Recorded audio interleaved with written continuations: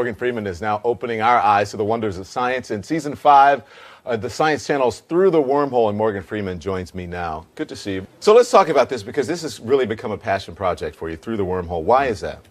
Well, it's number one, it's my company, Revelations Entertainment. We come up with it, we produce it, and it's caught on for some reason or other. And we're very proud of the fact that we have a lot of we have a very broad range of viewers, from young people to old. Well, it's very mystical, and it opens your mind about the universe, and if you have a different concept of what a higher power is, this show takes you there in a non-preachy way. Yeah, no, because we really don't set ourselves up to preach. We just ask the questions. That was one of our mantras. Ask questions. And you're also very provocative, because this is Season 5 now, and the first episode asks a question that I think is very provocative. You say, is poverty genetic? Let's take a look. Pharaohs, kings, great industrialists, and CEOs. Throughout history, a select few have claimed enormous wealth as a birthright. Some of them say they also inherit qualities and virtues that keep them rich.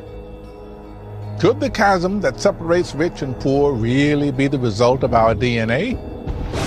Scientists are trying to discover if there is a biological reason the rich stay rich, and whether equality and prosperity for all contradict the laws of nature. You also get personal. You share a bit of your life story in the show. You talk about growing up collecting bottles to go into movie theaters. Do you think poverty is part of genetics? Answering your questions.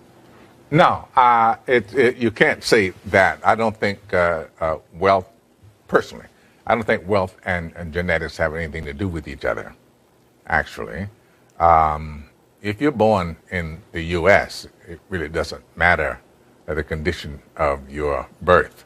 Mm-hmm. What matters is what you inherit from your nurturing, from your environment, whether or not you're going, I'm just from the standpoint of having been born with little.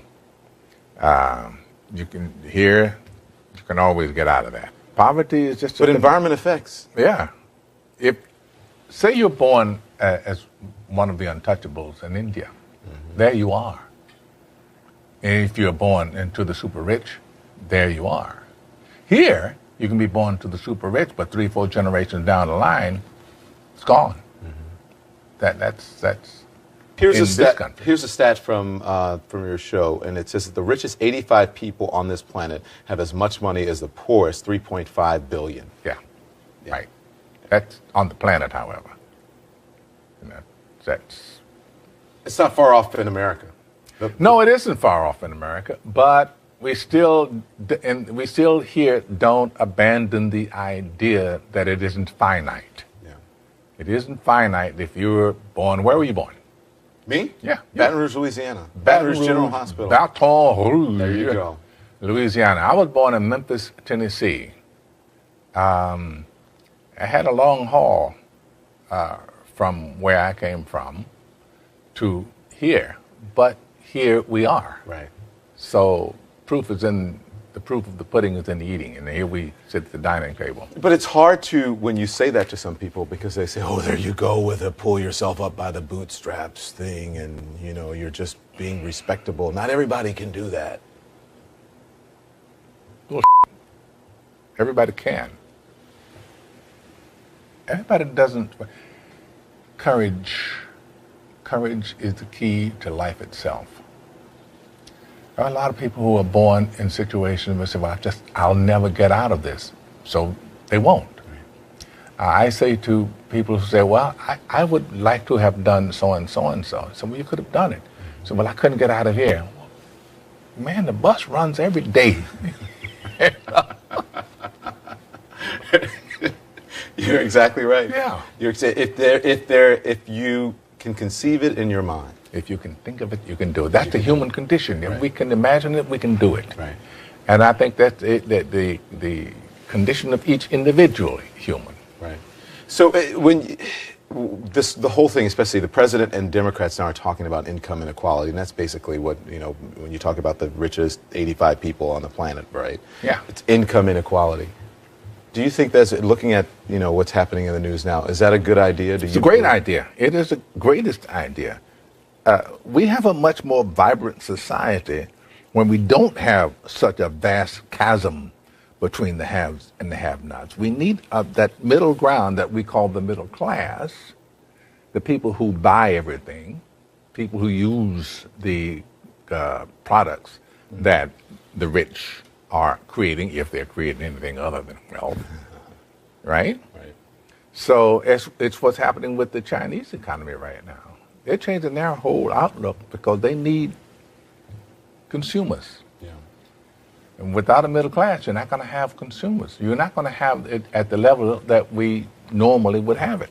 So can I go back to, because I thought what you said was fascinating, because you called it bull when you said people can't, pull themselves up. Do you think that race plays a part in wealth distribution, or either a mindset that you can't or Today? cannot? Yeah. No. You don't? No, I don't.